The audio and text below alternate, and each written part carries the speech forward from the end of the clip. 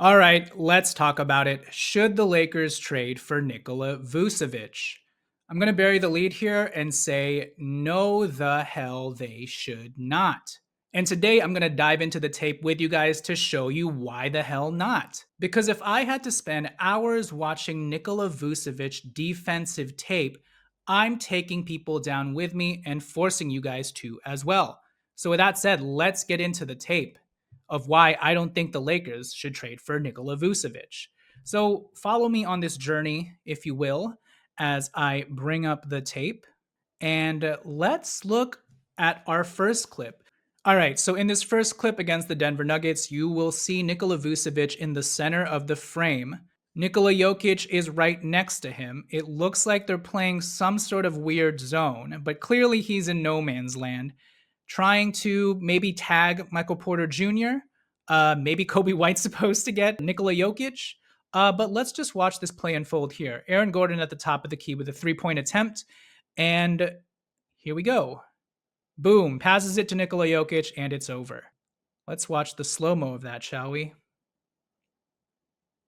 So this is just a prime example of one of Nikola Vucevic's biggest problems, and that's ball watching. Nikola Jokic is right there in the paint right next to you. He is the best NBA player in the world. What are you doing? I don't care what kind of defensive scheme you're running. Shouldn't you be paying attention to him? It doesn't matter. Clean pass to Nikola Jokic by Aaron Gordon. Vucevic just allows him to take the easiest layup of his life. People get mad at Rui Hachimura for being a space cadet, but what is this right here by Nikola Vucevic? All right, let's move on to the next clip. So the first thing I want to point out here is that Nikola Vucevic is at the top of the key, right mid post, and that blur you see right there is Nikola Jokic, and Vucevic is going to make Nikola Jokic look like De'Aaron Fox. Let's watch the clip. Boom, Jokic blows right past Vucevic, misses the shot, but Vucevic gives up about, I don't know, 6 offensive rebounds in that play alone, and all he does the entire time is stands there and watches. Let's watch it. Missed shot. Aaron Gordon tips the ball to himself. Vucevic tries to put a hand up. Okay, I'm trying. Here's Jokic. Let me try and box out and get the rebound. Nope, he doesn't even do that. Let me watch my teammates try and struggle to handle this behemoth in the paint. And then all Vucevic can do is look at his teammates in utter desperation. Like, this play pisses me off so much. First, the blow by, then the utter lack of no try. Trying is optional for Nikola Vucevic here. You are the center on your team. You're the lone 7-footer. You've got to get in there and battle for the boards, especially against Nikola Jokic. Just, I feel like this clip is a perfect encapsulation of just Nikola Vucevic's defensive tendencies and how slow-footed he is and how lacking he is in compete and physicality. So let's just watch that again for good measure. Boom, the blow-by. Nope, I'm not going to try yet. Oh, Gordon's got it. Okay, I'll put my hand up at least. He passes it to Nikola Jokic. Maybe now I should do something and insert myself into the play. No, that's okay. I'll let Torrey Craig, Caruso, and Kobe White fight for it. Maybe I'll try now. Oh, it's over. He made the shot. Just kind of like despicable defensive behavior, regardless of whether or not it was intentional. Okay, so let's move on to the next play. These next clips are going to come against the Portland Trailblazers. So let's watch this play and remind myself why I picked it. Deni Avdija passes it to, he doesn't pass it to anyone. He just gets the layup. So Deni Avdija gets it into the paint. Nikola Jokic helps and traps him. And then for some reason, he just backs away and lets Deni Avdija take the reverse layup. This is a common theme with Nikola Vucevic, where Nikola Vucevic will optically do the bare minimum of what he's supposed to do. I almost call it performance art, performative defense. But then when it comes down to actually getting the stop or actually trying, he pulls out. Pause, no sexual pun intended. So here he is. He helps Deni Avdija. Great. He helps trap him. And then I know he's trying to get back to DeAndre Ayton, but to just leave Giddey with Denny Avdia, who's like 6'8", alone under the paint. That's just inexcusable. Look at the way he backs away. He almost helps lead Denny Avdia to the reverse layup. Yes, you can say he stopped Denny from passing it to DeAndre Ayton, but you can do both if you're an active and engaged defender. And Vucevic just allows him to take the reverse layup and allows Giddey to get killed. So again, this is performative help defense by Nikola Vucevic, which at the end of the day proves to just be absolutely futile. Here, Denny, why don't you take this reverse layup as I back out of the way? Like, clearly he knows where Ayton is at that point and has that covered, but he doesn't come in for the most important help job of all, and that's the shot attempt. So, yeah, let's move on to the next play. This is going to be another play. This is against the Lakers. And this is another example of what I just mentioned, the performative help defense. And then when it really counts, he is out of the play for some reason. So here you see Austin Reaves. Let's watch it. Okay, what just happened there? So he helps trap Austin Reaves here in the pick and roll. He knows Anthony Davis is rolling. So obviously Vucevic is keeping that in mind. He helps force Austin Reaves to the baseline and helps Ayo Dosunmu in that respect. But then watch him back away and do absolutely nothing as Ayo Dosunmu just has to take the pounding from Austin Reaves. I understand that Vucevic was trying to account for Anthony Davis, and maybe he thought here that Pat Williams would be the help. But his stance and the way that he just watches, look at this performative, I've got Anthony Davis, guys, don't worry. He knows what's going to happen here. Oh, right, Austin Reaves. This is just so maddening. Oh, look at him with that nice defensive crouch, but it doesn't matter. Helps funnel Austin Reaves again to the baseline. Let me go out to Anthony Davis. Good luck, Ayo Dosunmu, and one. Okay, let's move on to the next defensive play. Okay, so this one is funny because look at Nikola Vucevic's lack of foot speed. Denny Avdia trips on this play and still gets the wide open layup. Again, trying is optional on defense for Nikola Vucevic. He has zero mobility. He can't move his feet. Look, Denny trips for him, and he still doesn't go up and contest. His 2 feet are planted on the ground. You're a 7-footer, buddy. I'm sorry if I'm getting a little riled up. This is like the 10th time I've watched some of these clips. Denny Avdia, he's not even the fastest guy in the world. Trips, still a wide open layup. Were you ever planning on contesting that shot? No, he wasn't. All right, let's move on to the next play. Okay, more of the same. Trying is optional. Help is optional.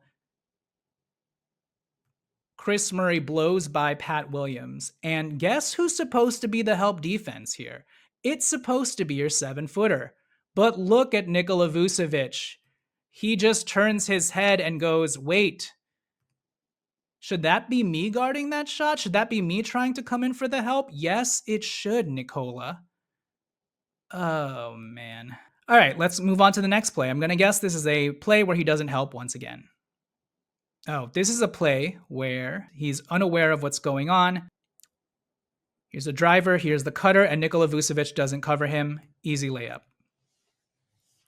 All right, let's move on to the next couple of plays. So the next couple of plays are going to be instances where Nikola Vucevic is trying to guard the pick and roll, either in drop or trying to contain the ball handler at the level of the ball. Cam Thomas. Oh my God. Didn't realize how bad this clip was. Cam Thomas snakes the pick and roll. Nikola Vucevic, maybe this is an offensive foul. Either way, not trying here. Gets swallowed up by this last second Nick Claxton screen. He's just absolutely toast against these craftier, quicker guards. The stance, the posture is just so bad. All right, this next play, let's see what Nikola Vucevic can do in the post against guys like Nikola Jokic. Not much. All right, here he is in the post again. He's got Jokic. He's a big guy, 7-footer. Got his good position. Oh, doesn't matter. Nikola Jokic, easy reverse layup. Let's watch this. Oh, look at him. Nikola Jokic blowing past Nikola Vucevic like he is, again, De'Aaron Fox. All right, this play. Jordan Poole. Where's Vucevic? Jordan Poole. Vucevic sees him and he's like, you know what? I'm just not fast enough. I'm not even going to catch up to him. Why bother? So, boom, why bother? This play. In transition. Forget about it if it's in transition. It does not matter if Nikola Vucevic is back. If it's against a downhill ball handler, he's toast. He just swipes at the ball. Doesn't even try and contest. He's got no second jumps in him. Walker Kessler with the easy dunk. Next one. Nikola Vucevic, you're the help. You're the help defender. Help them out. Doesn't matter. This one gets blown. Denny Avdia blows by his man again. Nikola Vucevic, you know what? Let's give him some credit. He gets his feet off the ground a little bit right there. Denny Avdia blows by Giddey. And look, Vucevic jumped, but barely. It doesn't matter. Next defensive play. Oh, this is just Vucevic being super unattentive. Doesn't even try and help Kobe White. He actually tries to put his hand up against DeAndre Ayton, but the way that he contests these shots are so half-assed that it almost doesn't even matter. It really is in his head. He's saying, why bother? Why should I try if I know I've already gotten beat? And that's just a losing type of mentality. And he just lacks the requisite amount of compete that you need on this team. I don't care how good he is offensively. More Blazers tape. This is in the pick and roll. Floater. Didn't even contest the shot.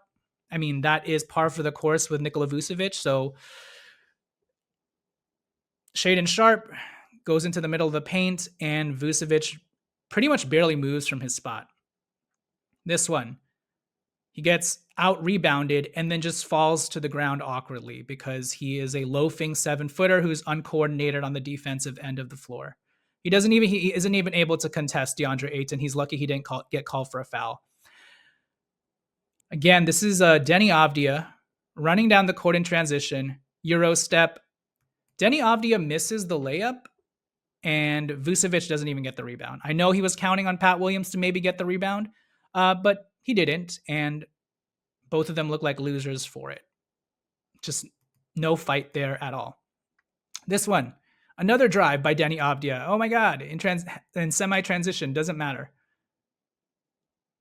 This was more of a good move by DeAndre Ayton, but this is just another example of how Nikola Vucevic will always get cooked in pick and roll situations. He actually jumped there, so credit to him. Pick and roll situation, doesn't matter. Pick and roll situation, oh my goodness. Lack of foot speed, easy layup. Pick and roll situation, easy floater. Pick and roll situation by Jeremy Grant. Still gets the easy bucket. Denny Avdia again in the pick and roll. And Nikola Vucevic isn't paying attention. So in conclusion, Nikola Vucevic is just a complete abomination defensively. After watching hours of his defensive tape, I literally want to gouge my eyes out. I know I'm being a little hyperbolic, but kind of not really. He's soft. He has no motor. His lack of compete and lack of physicality is alarming. I mean, he's 34 years old. What do you expect? His processing speed is so slow, and he's liable to malfunction and freeze because he's ball watching.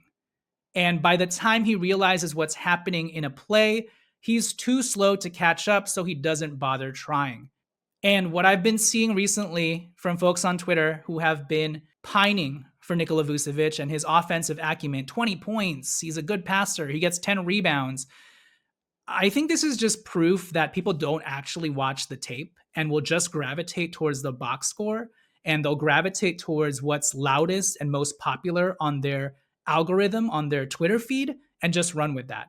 Because yes, Nikola Vucevic, he's a very skilled offensive player, and he is a center, but he's not the type of center that Anthony Davis wants. Anthony Davis wants a rugged defensive center who can actually rebound, Nikola Vucevic's 10 rebounds are because he's the only 7-footer on his team. It's not like he's actually fighting for these rebounds in a grimy Trey Jameson type of way.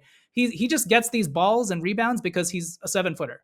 And he's a better offensive rebounder than he is a defensive rebounder. And you've seen from the clips, he barely gets off of his feet. He barely tries unless the ball comes right into his hands. With regards to comparing Nikola Vucevic and Rui Hachimura and trading out Rui Hachimura because that's the salary that's going to need to be traded out in order to get Vucevic, people keep saying Vucevic is much better than Rui offensively, and Rui is just as bad as Nikola Vucevic defensively. So why not just get the offensive upgrade, because at least he rebounds better? Guys, Vucevic makes Rui Hachimura look like Aaron Gordon defensively. He is that bad. The gap between the two in terms of mobility, physicality, and defensive effort is so massive that it does not matter how good Vooch is offensively.